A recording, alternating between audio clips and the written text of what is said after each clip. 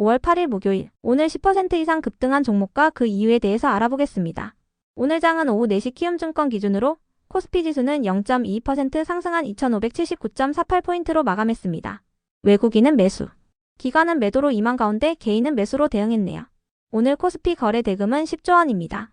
한편 코스닥 지수는 0.94% 상승한 729.59포인트로 마감했습니다. 외국인은 매수, 기관은 매도로 임한 가운데 개인은 매도로 대응했네요.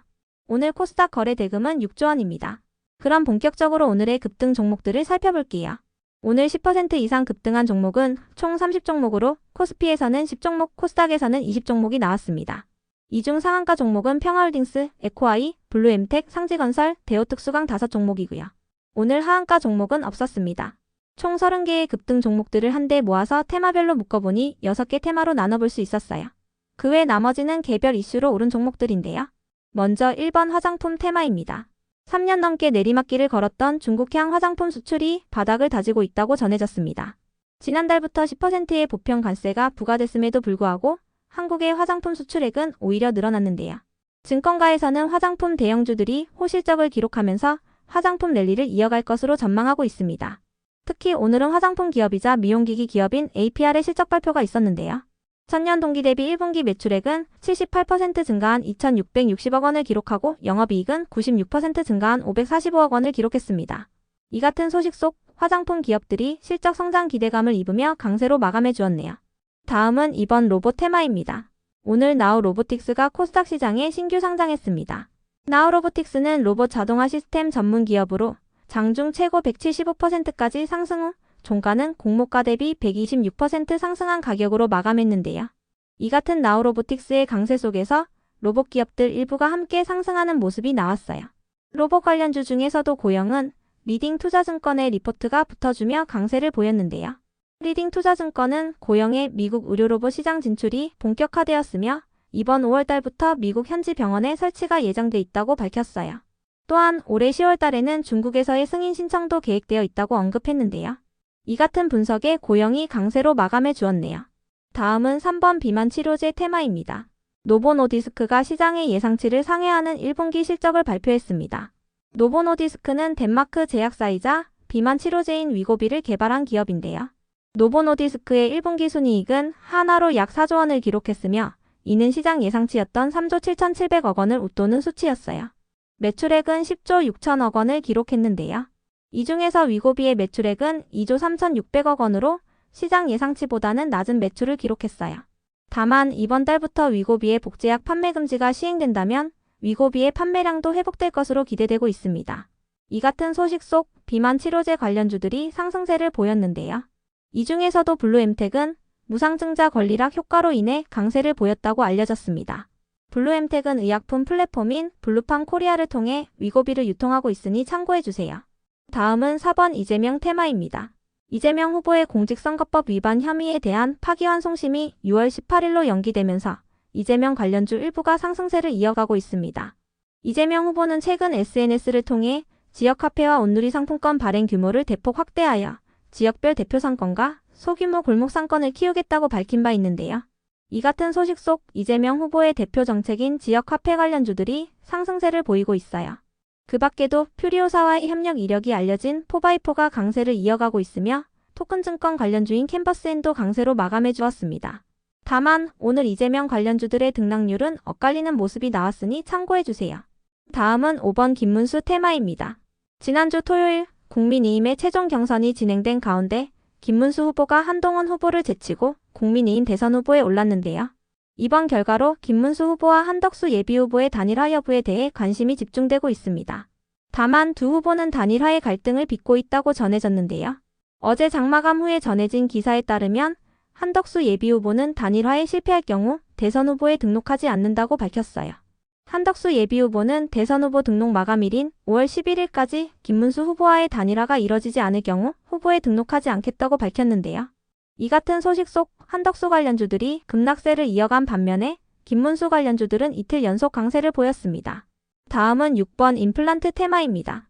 이재명 후보가 어버이날을 맞아 어르신 공약을 발표했습니다. 이재명 후보는 임플란트 건강보험 적용 연령을 낮추고 개수를 늘려나가겠다고 언급했는데요. 또한 어르신 돌봄 국가책임제를 시행하고 지역사회가 함께 돌보는 통합돌봄을 확대하여 어르신이 동네에서 편하게 돌봄을 받게 하겠다고 밝혔습니다. 한편 하나증권은 보고서를 통해 점진적으로 금리 인하가 진행되고 있고 수요 회복과 기술 투자도 가속화되면서 덴탈 시장은 반등할 가능성이 높다고 밝혔는데요. 이 같은 소식들 속에서 임플란트와 치아 관련 사업을 하는 기업들이 상승세를 보였습니다. 이 중에서도 메타바이오메드는 하나증권의 실적 성장 전망 리포트도 동반되었으니 참고해주세요. 그 외 나머지는 개별 이슈로 오른 종목들인데요. 먼저 에코아이를 비롯한 온실가스 및 탄소 배출권 관련주들이 상승했습니다. 이재명 후보 직속의 기후위기 대응위원회가 어제 저녁에 공식적으로 출범했기 때문인데요. 위원회는 탄소 중립 달성과 탈탄소 기후 경제로의 전환을 위해서는 이재명 후보로의 압도적인 정권 교체가 유일한 방법이라고 밝혔어요. 이 같은 소식 속 온실가스 감축이나 탄소 배출 관련 사업을 하는 기업들, 그리고 친환경 제품을 만드는 기업들이 관련주로 부각되며 상승세를 보였습니다. 특히 에코아이는 어제 장마감 후 무상증자 권리락 공시가 올라온 가운데 권리락 효과로 인해 강세를 보였다고 알려졌습니다.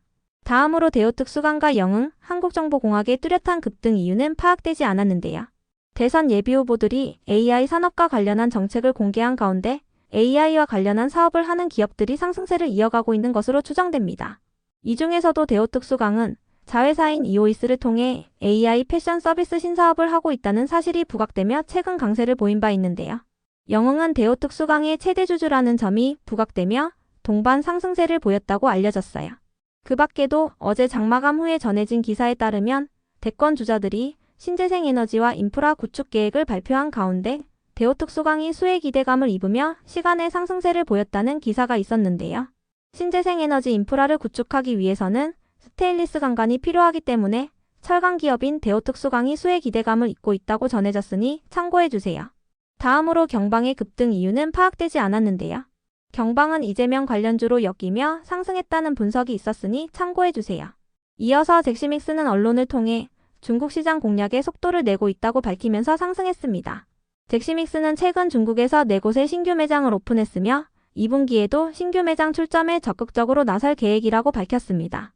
다음으로 SK케미칼은 정규장에서 7%의 상승세로 마감했는데요. 장마감 후 1분기 실적을 발표하면서 상승세를 이어가고 있습니다. SK케미칼의 1분기 매출액은 전년 동기 대비 40% 증가한 5,366억 원을 기록하고 영업이익은 흑자 전환한 242억 원을 기록했습니다. 이어서 나무기술은 언론을 통해 글로벌 반도체 기업인 S사의 핵심 클라우드 전환 사업에 대한 우선 협상 대상자로 선정됐다고 밝혔는데요. 해당 사업은 3년 이상의 장기 프로젝트로 최근에 나온 민간 대기업의 클라우드 네이티브 사업 중에서는 최대 규모라고 밝혔어요. 이 같은 소식 속 나무기술이 수주 기대감을 입으며 강세로 마감했습니다. 다음으로 LI진엑스원을 비롯한 방산기업들이 상승했는데요. 지난달 인도의 휴양지에서 총기 테러가 발생하여 26명이 사망하는 사태가 발생한 가운데 인도는 이번 테러의 배후로 파키스탄을 지목했습니다. 인도는 5월 7일 새벽 파키스탄을 겨냥한 미사일 공격을 단행했으며 파키스탄은 인도군의 공격으로 인해 어린이를 포함하여 최소 8명이 사망했다고 발표했어요. 이 같은 양국의 긴장감이 고조되면서 전쟁 관련주로 묶이는 방산기업들이 상승세를 보이고 있습니다. 방산기업들 중에서도 LI진엑스원은 오늘 1분기 실적 발표가 있었는데요. 전년 동기 대비 매출액은 18% 증가한 9,076억 원을 기록하고 영업이익은 69% 증가한 1,136억 원을 기록했습니다. 이 같은 호실적에 LI진엑스원이 급등세로 마감해 주었네요. 이어서 CS인드도 오늘 1분기 실적 발표가 있었는데요. 매출액은 22% 증가한 9,019억 원을 기록하고 영업이익은 흑자 전환한 1,252억 원을 기록했어요. 이 같은 흑자 전환 소식에 강세를 보였습니다. 다음으로 파크시스템스도 1분기 호실적을 발표하며 상승했어요. 전년 동기 대비 매출액은 98% 증가한 509억 원을 기록하고 영업이익은 2,478% 증가한 131억 원을 기록했습니다. 이번 실적 발표 이후 NH투자증권은 파크시스템스에 대한 목표 주가를 29만 원으로 제시했는데요. 파크시스템스의 오늘 정규장 종가는 22만 2,500원이니 참고해주세요. 이어서 S&D는 1분기 호실적 기대감을 입으며 강세를 보였습니다. KB증권은 불닭볶음면의 매출 증가세가 이어지는 가운데 S&D의 1분기 실적이 사상 최대 실적을 기록할 것으로 전망했습니다. 그럼 오늘의 거래량과 거래대금 상위 종목들을 시장별로 살펴보고 마칠게요. 대체거래소 도입으로 인해 3시 30분까지의 데이터와 다소 차이가 있을 수 있습니다. 먼저 코스피 시장에서 거래량 상위를 기록한 종목을 살펴보겠습니다. 1위가 대형포장, 2위는 오리엔트 바이오, 3위는 평화산업, 4위는 영흥, 5위는 삼성전자, 6위는 웅진, 7위는 그린케미칼, 8위는 두산에너빌리티, 9위는 평화홀딩스, 10위는 APR입니다. 이 중 10% 이상 상승한 종목은 평화산업, 영흥, 평화홀딩스, APR입니다. 평화산업과 평화홀딩스는 김문수 관련주이며 영흥은 자회사인 대우특수관과 함께 강세를 보였습니다. APR은 화장품 및 미용기기 관련주이자 실적 발표가 있었습니다. 한편 코스닥 시장에서 거래량 상위를 기록한 종목은 1위가 고영, 2위는 나우로보틱스, 3위는 메타바이오메드, 4위는 인성정보, 5위는 나무기술, 6위는 웹캐시, 7위는 큐라티스, 8위는 포바이포, 9위는 오리엔트 전공, 10위는 브릿지 바이오 테라피틱스입니다. 이 중 10% 이상 상승한 종목은 고영, 나우로보틱스, 메타바이오메드, 나무기술, 웹캐시, 큐라티스, 포바이포입니다. 고영과 나우로보틱스는 로봇 관련주이며 특히 나우로보틱스는 신규 상장 첫날 강세를 보였습니다. 메타바이오메드는 임플란트 관련주이자 증권사의 리포트가 붙어주었으며 나무기술은 개별 이슈가 있었습니다. 웹캐시는 지역화폐 관련주이며 포바이포는 퓨리오사 관련주입니다. 큐라티스는 비만 치료제 관련주입니다. 다음으로 코스피 시장에서 거래 대금 상위를 기록한 종목을 살펴보겠습니다. 1위가 하이닉스, 2위는 삼성전자, 3위는 APR, 4위는 LIG 넥스원, 5위는 하나에어로스페이스, 6위는 하나시스템, 7위는 하나오션, 8위는 두산에너빌리티, 9위는 네이버, 10위는 현대로템입니다. 이 중 10% 이상 상승한 종목은 APR, LIG 넥스원입니다. APR은 화장품 및 미용기기 기업이며 LIG 넥스원은 방산 기업입니다. 두 종목 모두 실적 발표가 있었습니다. 한편 코스닥 시장에서 거래 대금 상위를 기록한 종목은 1위가 고영, 2위는 나우로보틱스, 3위는 포바이포, 4위는 웹캐시, 5위는 실리콘투, 6위는 코나아이, 7위는 오리엔트 전공, 8위는 상지건설, 9위는 알테오젠, 10위는 사면입니다. 이 중 10% 이상 상승한 종목은 고영, 나우로보틱스, 포바이포, 웹캐시, 실리콘투, 상지건설입니다.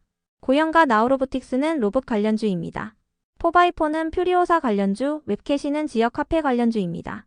상지건설은 이재명 관련주이며 실리콘투는 화장품 관련주입니다.